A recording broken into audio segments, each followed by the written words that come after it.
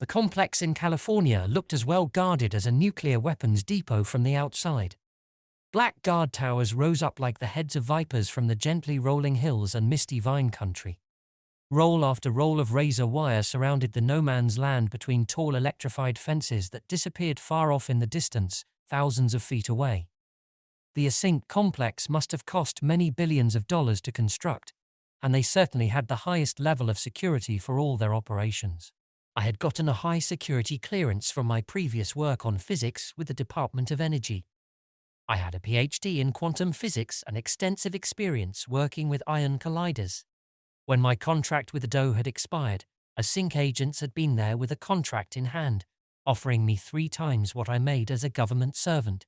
This work is, however, highly dangerous, the man in the black suit sitting across from me said, his flat, dark eyes looking cold and predatory. He gave me the creeps. And it is highly classified. If you ever tell anyone, you will be violating federal law. I looked down at the contract, seeing the numbers flashing across the paper. Over $300,000 a year. I gave the creepy Async agent a fake smile and shook his hand.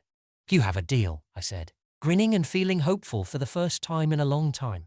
I pulled up to the gate, where a man in a black, militaristic uniform, carrying an automatic rifle, took my credentials and identification. He looked me carefully up and down before motioning me on with a wave of his hand. A young woman with an eager expression on her tanned face waited for me near the front entrance. As I walked through the packed parking lot, I saw many expensive Ferraris and Porsches among them. The front wall was a fortress of metal and concrete. The entrance to the compound itself looked like a door for a doomsday bunker. It was made of thick steel and separated horizontally in the middle, slowly rising up and down with the whirring of many hidden gears. This is your first day, huh? Emily said, giving me a crooked half smile. Her dark eyes seemed to find some amusement in this, though I didn't know why. You're going to see sights, my friend. There are things in this place that are beyond any of us to understand or control. I'm Emily, by the way. I nodded, feeling nervous. Hi, Mal.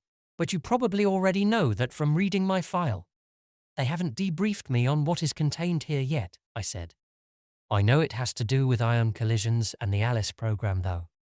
She laughed at that. Oh, I guess it does in a roundabout way, Emily said. But that's really only a means to an end. The first few experiments were total failures. We had to increase the intensity of the magnetic distortion over 100-fold. And then, she shook her head grimly. Well, they'll debrief you on it, but they think it caused a massive earthquake after we adjusted the power upwards. It caused a fire and a meltdown in the laboratory too. But after the team had extinguished all the flames and started to examine the threshold of the magnetic propulsion system, there was something in it. An obstruction, I guess you could call it. Her eyes glittered at this. It was a hallway, an empty, yellow hallway with flickering fluorescent lights and soaking wet carpets. And it led into somewhere endless, a truly massive and ineffable place.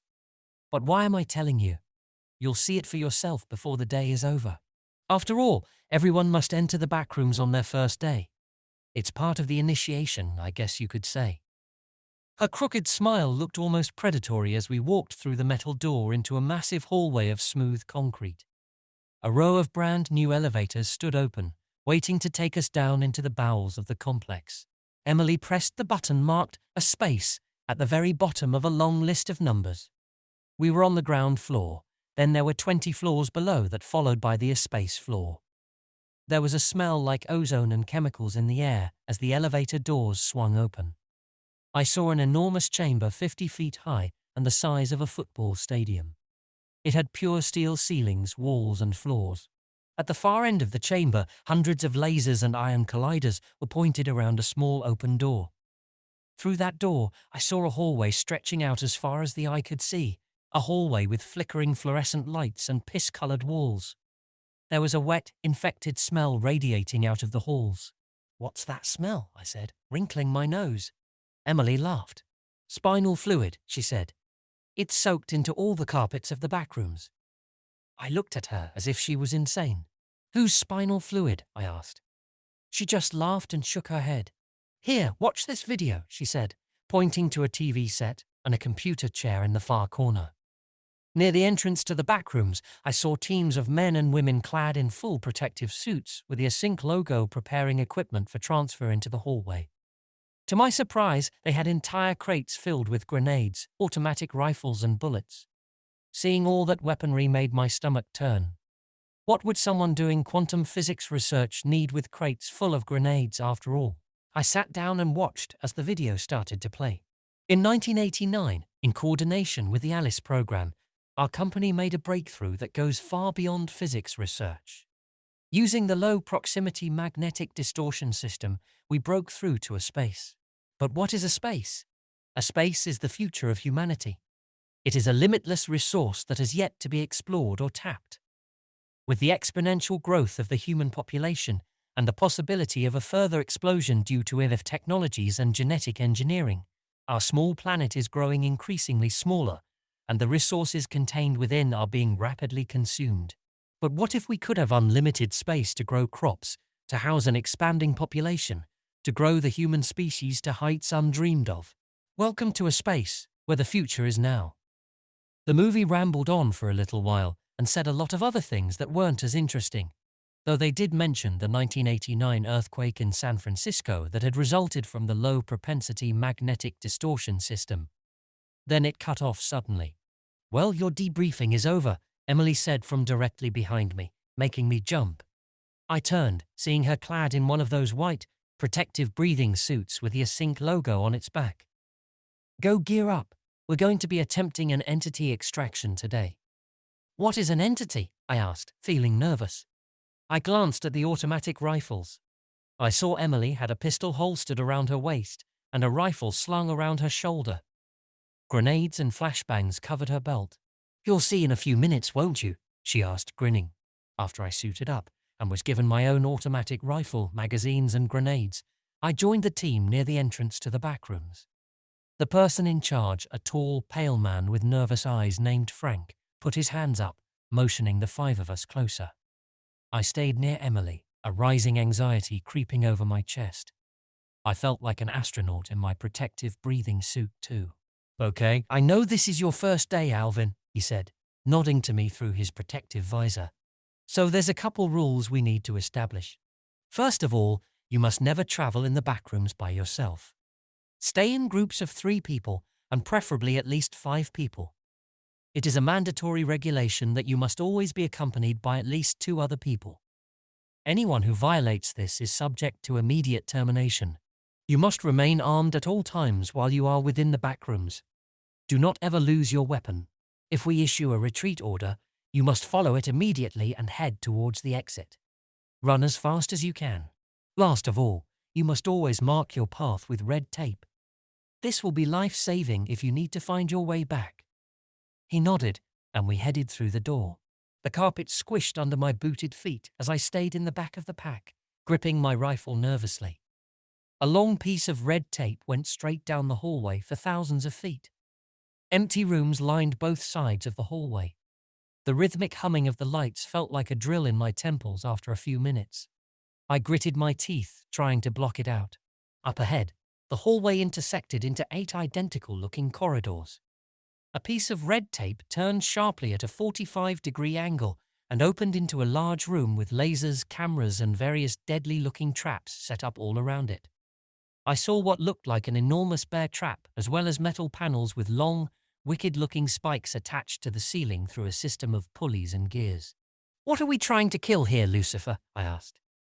"What is all this?" Frank gave me a serious look. "Team Bravo is already in a forward position," he said. "They are gaining the attention of the entity as we speak. Be ready for anything." The rest of the team shifted nervously from foot to foot, and even Emily's brash smile was wiped off her face. Our radios came to life all of a sudden with the sound of panicked screaming. "It's here! Coming in now!" A woman's ragged voice cried through the radio. "God help me!" I heard a howling from across the chamber, and then a figure in an Async suit came sprinting in alone. The woman's face behind the protective visor was a grimace of mortal terror. Spatters of blood covered her suit like raindrops. A wailing cacophony like a tornado siren followed after the woman. Loping after the woman, I saw a creature from an acid fiend's nightmare. Its long, spidery limbs were inhumanly thin and twisted. It held them stiffly in front of its body as it loped forward. Its legs looked like little more than shining obsidian spikes, like the legs of some enormous praying mantis. They pounded the ground at an impossible speed. Its suppurating saw of a mouth split its monstrous, reptilian visage into two. It had no eyes or nose on its face. To my horror, though, I saw eyes on its black, spiky hands. Each of its palms had a blood-red eye that rolled and danced in their sockets. The creature saw its way forward with its hands, gaining on the woman with every step. "Holy shit!" I screamed, backing up instinctively. I was not prepared for this. The creature's shrieking continued unabated, as if it didn't need to ever breathe. Perhaps it didn't. I turned to run, but a hand gripped my arm hard, pulling me back to reality. I glanced over, seeing Emily's wide, dark eyes. "Don't," she whispered as a scream tore through the chamber. The creature had caught up with a woman. At the same time, Frank pressed a button on a remote control he held in his hand. One of the traps on the ceiling released with a sudden cacophony of whirring cables. It fell like a guillotine blade, smashing the creature under its enormous weight. As the entity collapsed under the trap, it struck out with its dagger-like fingers at the woman. With a wet, crunching sound, the woman's chest exploded, a blossoming flower of blood spurting from the front of her torso. The creature's long arm had gone through her entire body. The crimson eye in its palm rolled faster as the fingers clenched and unclenched. Fresh rivulets of blood dripped off its shiny, chitinous exterior. The creature's wailing intensified and grew higher and more dissonant as it writhed under the metal trap, laying on the ground with its arm still stuck in the dying woman's chest. It reminded me of a dying spider laying on its back, its limbs twitching and jumping. The woman coughed a wet, bubbling sound. Blood exploded from her mouth and covered her protective visor so that it totally obscured her face under the spatter of gore. She stumbled and fell, the creature's arm still inside her, its fist still clenching and unclenching over that single horrid eye. "It's down!" Frank screamed in surprise and excitement. "We got it! Holy shit! Get the trap! Get the trap!" The team scrambled in a burst of sudden energy, ignoring the dead woman in their midst. The creature continued twitching like a stinging hornet, seizing and contorting its stiff limbs to try to force its way out of the steel teeth of the trap. Thick blood the color of soot dribbled down its skin. I followed nervously behind Emily, resisting the urge to simply put the rifle to the creature's head and pull the trigger. "Why do we need to keep this thing alive?" I asked, looking over at her. She frowned. "Well, we don't need to exactly, but whenever we can take one alive, we try to. All of the entities have a single hive mind here. They're all connected somehow telepathically, like some sort of alien ant colony. The team back Earth's side wants to study them and find out if they can somehow tap into that and keep the others from attacking us." I frowned. "That sounds totally insane," I responded, glancing at the writhing mass of limbs and black, oily skin on the floor.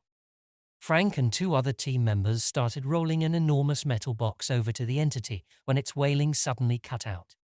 It looked up at me with a grin like a skull spread across its obsidian flesh. Then many things happened very quickly.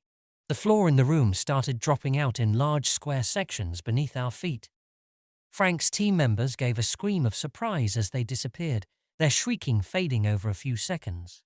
Frank still stood next to the metal box, but the room had turned into a maze of carpet winding through drop-offs into a seemingly eternal abyss. "Retreat!" Frank called as he raised his rifle, aiming at the entity's head. The floor suddenly fell out from beneath the entity. It fell, its black twisting body disappearing from view into the shadows beneath our feet. "Shit, shit, shit." He repeated it like a mantra as he threaded his way through the narrow paths of carpet still remaining in the massive chamber. As we sprinted out of the room, I looked around, realizing only Emily, Frank, and I still remained alive. "Back to the door," Frank screamed in panic. "Follow the tape. We need to get out of the backrooms immediately." He took the lead, pounding the wet carpet hard. I wasn't used to running like this and quickly grew light-headed and exhausted. We came to an intersection up ahead that I didn't remember on our way here. The red tape suddenly split into all four directions. We stopped, a rising sense of terror and panic filling the group consciousness as we glanced down each of the hallways. They all looked exactly the same, fading off into the distance thousands of feet away. "What the fuck?" Emily said, now visibly sweating. I had never seen her this nervous and uncertain. "What do we do now, Frank?" Frank just shook his head, pulling his radio up to his visor. He kept checking his back, his finger always on the trigger of the rifle, ready to start firing the moment he saw anything peeking around corners or loping down the endless hallways after him. "This is Team Alpha," he said. "Team Alpha, we need assistance. We have casualties back near the containment room. The entity has escaped, and," he gulped nervously, "we have 4 hallways and the red tape goes down all of them. Something is messing with us right now. We need a team to come in and show us the right way back to the door. Over." Frank waited for a few seconds. A nervous, high-pitched voice came over the speaker. Yeah, Frank, we have some problems of our own right now," the man said brusquely. "We'll get you out as soon as possible. Just hold tight. Secure your position at the intersection and wait for orders. Over." Frank shook his head angrily. "Fuck, we are so screwed," he whispered. Emily was looking behind me. She jumped, her eyes widening. I glanced behind me, seeing a door slowly opening. A low creaking echoed through the hallway, mixing with the incessant buzzing of the lights. A face peeked around the corner, eyeless and reptilian, its head pointed. Its deep slash of a mouth was formed into a wide Cheshire cat grin. Slowly, it pulled back into the room, as if it wanted us to see it. It felt like it was toying with us, like a cat stalking a mouse before ripping its head off. My heart was hammering a staccato drumbeat in my eardrums. My quick breathing echoed through the suit. I felt alone, like a scuba diver at the bottom of the ocean, surrounded by unknown deep-sea monstrosities. "It's watching us," Emily whispered grimly, nodding to herself. "This is how it always starts. We can't wait here, Frank. We have to go on and find our way back." Frank shook his head, raising the rifle. "We'll kill it," he said, his false bravado not reaching his pale blue eyes. "We cannot get lost in here, Emily. No one who gets lost here ever finds their way out. You know that." "If you want to wait here and die, be my guest," she hissed through gritted teeth, turning to leave. She looked back at me. "Are you staying or coming with me?" I looked between her and Frank. From another hallway, I saw the glint of a bleached white face with black sockets for eyes peering at us. "Oh God," I said, grabbing at my head. I gave Frank one last backwards glance before jogging to catch up with Emily. He stood alone, gripping his rifle tightly, as if it were a holy sacrament used to drive away demons.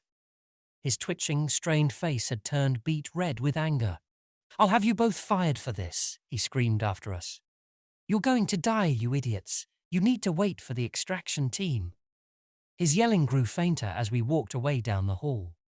After a few moments, it was joined by another sound, an almost mechanical wailing, the predatory crying of the entity. Gunshots exploded behind us. I looked back and saw Frank, a tiny dot in the distance. A black blur ran into him like a freight train smashing into a car. The gunshots cut off instantly, and then everything went silent. The hallway quickly curved, opening into a dark room thousands of feet wide filled with trees and thick brush. Fluorescent lights flickered hundreds of feet overhead. Emily shook her head. "Goddamn, I don't recognize any of this," she said. "Maybe Frank was right." "Frank is dead," I responded. "And we're going to be soon too, if we don't find our way back. How does anyone survive in this hellhole?" As in response, a voice came crying from the dark forest up ahead. "Help me," a man shouted. "Is anyone there? Please, God, help me." Emily froze, her hand shooting out to stop me. "What is it?" I whispered. "That guy sounds like he needs help." "No way," she said, backpedaling quickly. "We need to head back, right now." We started to make our way through the brush back to the hallway, sprinting back toward the intersection as fast as we could. The cries continued to follow us, and I saw something black and alien peeking out of the rooms in the hallways more than once. Then the screaming came from right next to us. A door opened onto a small room filled with traffic signal lights, all flashing and strobing red. The entity stood there, its alien face splitting into a grin with a sound like bones cracking. I immediately opened fire, holding down the trigger on the M4 and emptying the magazine at the thing. It howled in anger then, in a very human voice, began screaming. "Help me." It shrieked in a man's voice as it ran forward, the bloody eyes on its palms rolling. Emily turned to run, tripping over her own feet. I heard the rifle click as the bullets ran out. With a last look down at Emily, I made a decision to save myself. I ran then, and her panicked, agony-filled screams followed me for what felt like minutes. Then, with a sick, gurgling cry, they cut off. I dared not look back, fearing that I would see another face peeking around the corner at me. I had chosen another random hallway. Panicked, I sprinted blindly ahead, hoping against hope that I would find a way out. A pale white face looked out from the room in front of me. I stopped in my tracks, slamming another magazine into the chamber.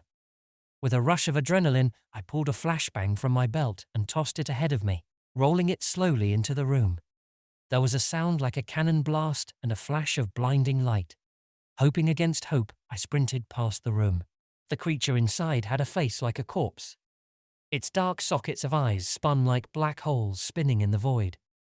Its bone-white skin clung tightly to its bones as it loped forward on all fours like some sort of rabid wolf child. It had thin, emaciated limbs that reminded me of the victim of a death camp. I sprinted for my life, exhausted beyond all measure. I dared not look back, but as the red tape continued its incessant trail in front of me, I realized that I saw a doorway far off in the distance. Through it, I saw a team of Async employees clad in protective suits entering. They began shouting at me, but I couldn't hear what they were saying over the rapid jackhammer drumbeat of my heart in my ears. Just as I got within a few 100 feet of them, I felt something hard smash into my back. A burning pain flashed through my body as I went flying forwards, hitting the wall. I fell to the floor, looking up as the pale creature slithered on top of me. At that moment, multiple rifles started firing. The creature's face exploded in a shower of bone splinters and gore. Headless, its slithering, serpentine limbs continued writhing on top of me. Then it fell forward, its bloody stump of a neck spurting all over my protective visor. They dragged the creature off of me.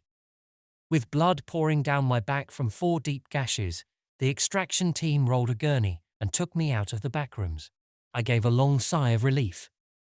With the wheels of the gurney rolling rhythmically underneath me, I fell into a long black sleep and dreamed of carpets soaked in spinal fluid and endless hallways that led somewhere else. My first day in the backrooms was finally over.